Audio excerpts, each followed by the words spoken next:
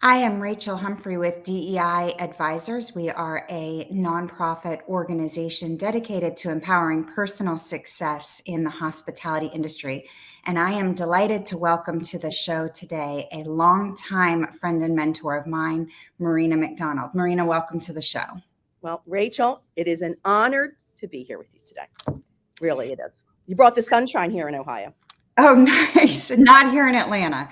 Um, we are going to spend, as you know, about 30 minutes together today. We're going to talk a little bit about your path to leadership and some of the lessons that you've learned along the way. And because we are going to be short on time, we are going to jump right into it. But one of the things that I really love about the hospitality industry is how unique every path can be. There's not one road that everybody has to take to achieve any level of success. Talk to me a little bit about what your path has looked like. And then if there were any really pivotal moments in that you think have helped guide that journey for you. Well, I'd love to. And thank you for the question. I would say for me, listening and learning has been like it catapulted my career. I'm going to start like right out of school. I'm from Philadelphia originally. I'm from Philadelphia, if you can't tell by my accent. I my parents are from Italy. I'm a first generation in the U.S. And my career, like I said, was listening and learning. But I had this motto. I didn't know it at the time that I had was be comfortable being uncomfortable. And I didn't know what that meant. So my first job that I had was in this big hotel. It was the Franklin Plaza, the Wyndham Franklin Plaza in Philadelphia, 760 rooms, big, lots of 100,000 square feet of meeting space. And I didn't even know I wanted to be in hospitality or hotels, but I wanted to be in the city. And I take this job, and I was executive assistant to the general manager, director of sales, general manager, and I was the worst at it because I was so interested in what the salespeople were doing. And and it was a big hotel, so there was 15 or 20 salespeople, and every day at 8 o'clock in the morning, they would come into the general manager's office, and I was supposed to take the minutes. I'm supposed to go in and take the minutes of the meeting, and I wouldn't. I would ask questions, and I would listen, and I would take notes. And the general manager finally realized that I was the world's worst assistant. And he said, Marina, what is your ambition? Like, Marina, and so I asked him, and I said, I really want to be in sales. And literally the next day he said, you're in sales. Oh my goodness. I went in sales, and it was fantastic. And I did outside sales, my first job. And he said, okay, you're in sales. Report to the sales department. I said, excellent. I know all of them. Here I go. And my first person that mentored me, she said, okay, Marina, this is what we're going to be doing every day. Okay, after the meeting at 9 o'clock, we did outside sales from 9 to 11, come back, have lunch with the client, go back out, make sales calls from 2 to 4, come back and report on your day every 5 days a week. I loved it. And then on the weekends, I was manager on duty. I just thought it was the best thing ever. The best thing. So I got comfortable. I didn't realize it at the time, and then I got comfortable doing it. I was uncomfortable at first saying, okay, I'm a salesperson. And then I moved up in that big hotel. And that was a really fantastic experience. And then I got an opportunity to move to Tampa, Florida. And that was really uncomfortable, more for my parents. You know, I have old school Italian father, Italian mother. And for me to leave to go to Florida was like, Marina, you have a husband? Why are you, I didn't have a husband. I was leaving. And so I went to Florida and, living first time away from home and get comfortable being uncomfortable there. Had a great experience, learned about the Florida market, et cetera, et cetera. And then again, moved up again. Listening, learning, had mentors that believed in me when I didn't really see it for myself, and became a director of sales. Moved to Washington, D.C. I was so excited, but completely, again, being completely uncomfortable, out of my comfort zone, leading a team of people. But there, I worked at a little hotel at the time, it was 240 rooms. It was a fantastic experience. I got married. I lived in 4 different places. See, when you move to DC, it's either do you live in Maryland or do you live in Virginia? So we had to live in both places. So did that, moving around, and then moved again. another opportunity, raised my hand and moved back to Florida and got a bigger hotel, became a director of sales and marketing, then moved up again, became a regional vice president of sales, same company. I worked for Wyndham. And the company was growing at the time. And the more growth, the more opportunity. And I took advantage of that.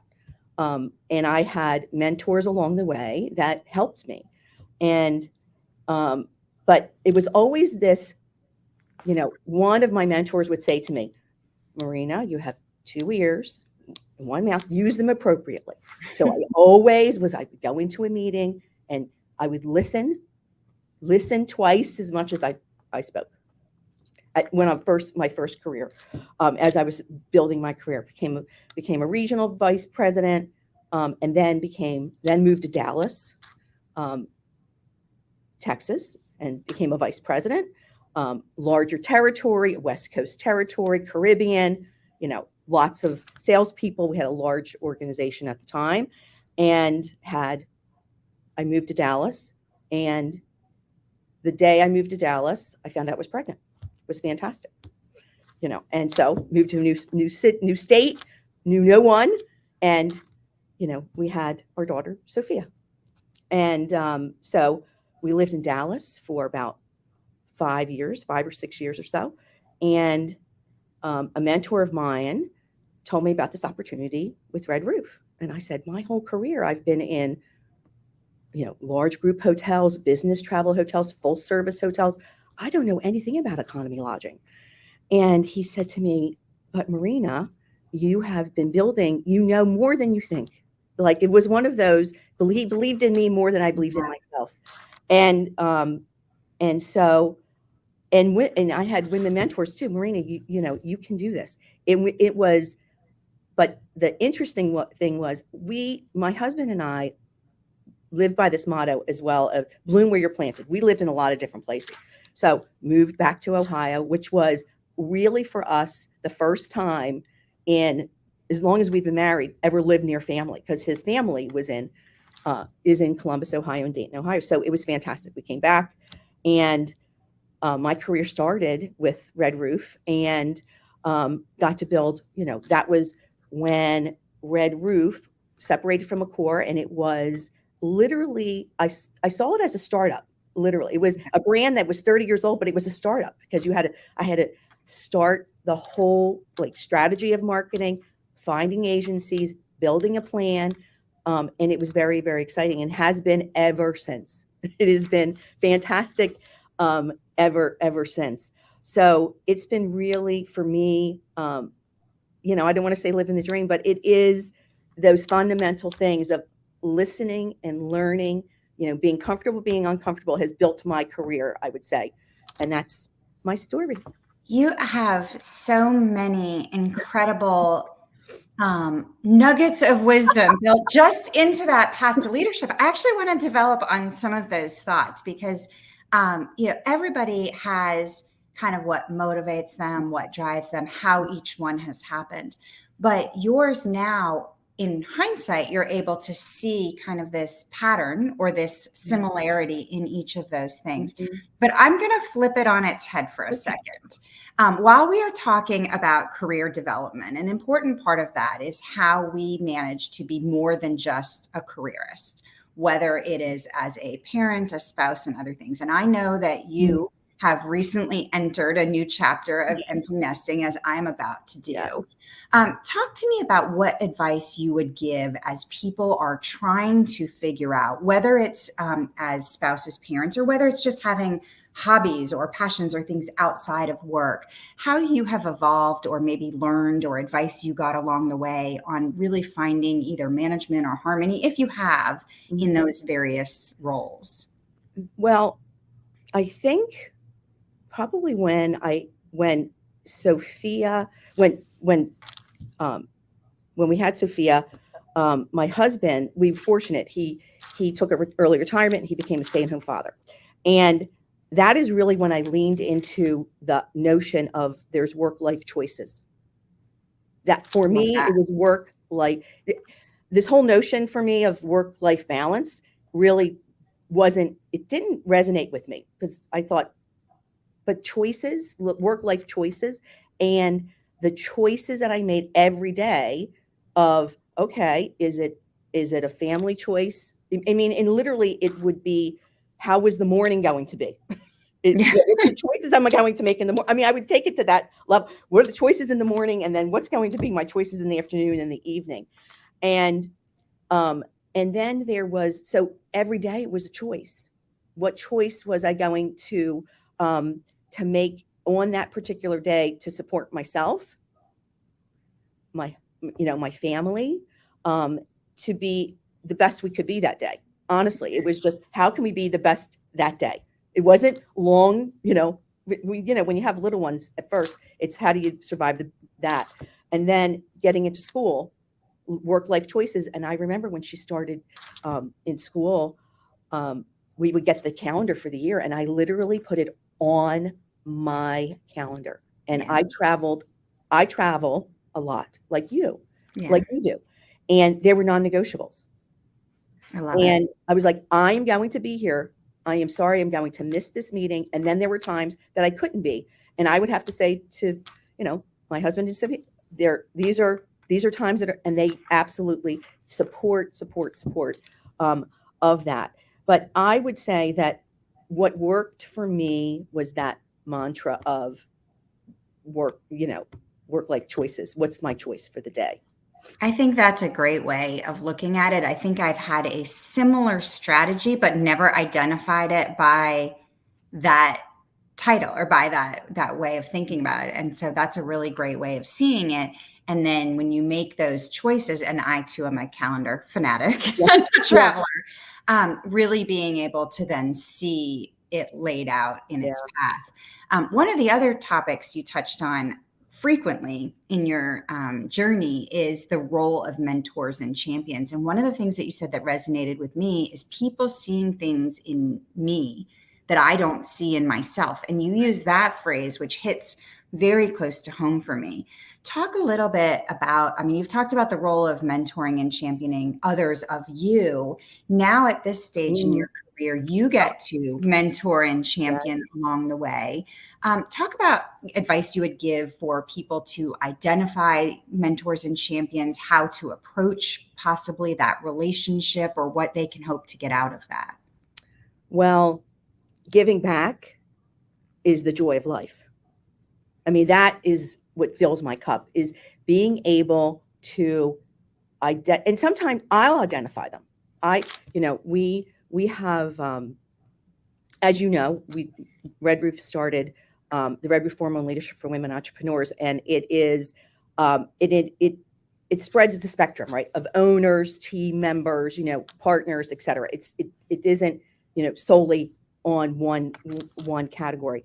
But when I look at team members, women that are coming in new in their career, and I identify a group of them, like 5 or 6 of them, and it's really fulfilling to see how, just by identifying them and saying, we're going to be your champion, just that pure thought of, oh my God, you're going to be my champion, or mentor. And it is, we brought 6 women through Castell, the build program, and you could see from the first meeting with them to the last meeting how they really excelled and blossomed, how they worked together. But for me, it was the moments that when I would meet with them, and we would never talk about whatever the topics were. We would talk about life. And it was the moments of overcoming an obstacle or thinking about a situation, and instead of going head on, how do you go from the side? How do you overcome that obstacle, not straight on, but on the side view, and just giving those bits of wisdom and seeing it come back. And I learned from them too. So it's so fulfilling for me to see them grow in their career and move on and just, have a fulfilling life. So. Well, I like the intentionality too, though. You say we identify Yes. and then we develop and build. Yes. And that is certainly the definition of champion. And one of the things I love about champions is we don't often know that someone is championing for us behind the scenes as well. It doesn't have to be always right out in the open. Yeah. You know, another theme that you touched on is taking risks. It is risky to go from Philadelphia to Florida, or from one job to another, or to say, you know what, maybe the assistant role isn't for me. Maybe it is sales. You've taken a tremendous number of risks in your career. Do you have a way that you evaluate them? I mean, certainly you don't take all of them that cross your path, or, Right. you know, is there a thought process you go through, or how do you really know this is a risk that's worth taking for me? So there was a poet, T.S. Eliot, who Mhm. says, only those who risk going too far can possibly know how far one can go. Oh, that's And great. I love that, because I think that we always underestimate how far we can go. And that's risk, because it's scary sometimes, Yeah. to take the risk. And I would say every single time I took a risk, sometimes it isn't, it's calculated, and sometimes it's just go for it. Listen, Yeah. I'm in marketing, so sometimes I just go for it, right? And the campaign is either a great one or it's not. And trust me, when it's not a great one, my franchisees will tell me. But um, so it's calculated, but sometimes you just have to go for it. I mean, you just literally have to, like, and be courageous enough to realize that it's going to be okay. Yeah. No matter what it is, it will be okay as long as you did your best. But take the risks, and sometimes they're calculated, and sometimes they're just not, and they're just you just go for it. That's great advice. And thank you for sharing that, because you're right. I mean, you may have the best strategy in place, and Right. all reason may take you in a different direction. But at the Yeah. end of the day, just kind of jumping in. You know, I have talked a lot about support systems over the last couple of years, and a friend recently shared with me the concept of a personal board of directors. And I Mhm. always like to share with our audience how I selected a particular interview. I've been very fortunate in my career to have access to tremendous leaders, you included, and I want to share that access with everybody else. But I want to tell you something, and I've mentioned it to you before, but I don't know if you would think about it in this concept of support systems. Each time I leave you, whether in person or on the phone, you say something so energizing and so positive and so refreshing that I feel good leaving. Oh, And so, without even knowing I needed a little boost, or this was oh, great, or good call, or my cup is full, whatever it is at the time, you have an incredible way of ending on a very positive note. And maybe I just haven't been in meetings where it does oh, not come that way. thank you. But talk about, and that's, really just to show that support systems can come whether you know they're there or not, but also in ways that you don't even know about. Talk about your support system. Do you rely on one? How do you identify Mm. who maybe is in that inner circle for you? How do you know who to turn to when maybe something doesn't go your way, or Yeah. you have a big risk to evaluate and you want to get someone's ear? Talk a little bit about your support system. Well, I have, you can't, like all of us, you cannot get to certain levels of your career without an enormous support system, starting with your family. Starting with the people that love you the most, that give you uh, they know you the best. They give you the most sound advice, like it or not. I mean, I always say, I go from, in my family, I have a 90-year-old mother and a 19-year-old daughter, and everyone in between in my family can, aunts, uncles, cousins along the way at all different ages uh, give me wisdom. And so they are definitely in my network of love, right? I have they love me, they know me, and they support me, and they give me transparent feedback. Then there's the unbelievable mentors that I look for that just have sage, sound advice. They're incredible listeners. They're, wickedly smart, and they just have such wisdom that they care for me. And they're the ones that really, when I'm stuck and I on a issue or project, they break it down for me, but they listen and they're able to capsulize it into things that I didn't think about or see. So that is a group. And then I have my friends my cycling friends that I just love to, I'm a cyclist. I don't know if you know that about me, but I cycle for cancer research, and so they're just, that is a great group. I am a part of Chief. I don't know if you know that, and it's an incredible organization. And I have 6 women there that literally are a sounding board every month. None of them are, in our industry, but we come together and just can be real about things that are going on. So I have a whole different network of different things, and then just a community of people. So it's a big group, and I tap who I need at the time. That when I need a lot of courage, I tap a certain group. When I need a lot of love, I tap another one. When I need a lot of fun, I tap another. So it's that network of support and love. And so. Well, I love that it comes from so many different aspects of your life. And I know the work you do for charity in the cycling is very important to you, and happy to be a part of that as well. I want to switch gears for a second now to, we've talked about mentors and champions maybe advocating for us. There is a generalization that as women, we don't do a good job advocating for ourselves.